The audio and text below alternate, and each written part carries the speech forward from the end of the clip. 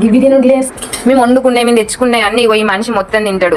చూడండి ఈయన మా ఇంట్లో పెద్ద దొంగ.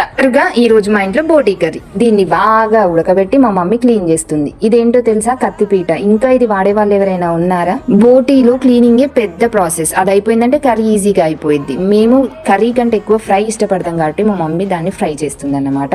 ఫస్ట్ క్లీనింగ్ అంతా అయిపోయిన తర్వాత ఆయిల్ తీసుకొని అందులో కొంచెం జీలకర్ర, తర్వాత పచ్చిమిర్చి, ఆనియన్ వేసిన తర్వాత అవి బాగా ఆయిల్లో ఫ్రై అయ్యాక కొంచెం జింజర్ గార్లిక్ పేస్ట్ అండ్ పసుపు వేసుకోండి.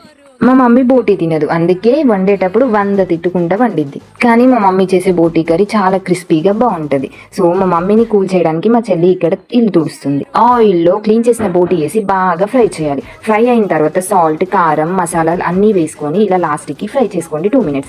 దెన్ ఆఫ్టర్ కొంచెం కొత్తిమీర వేసి గార్నిష్ చేయండి. ఎంతో క్రిస్పీగా ఉండే బోటీ curry ready. Don't forget to subscribe my channel and click on the bell icon to get more videos.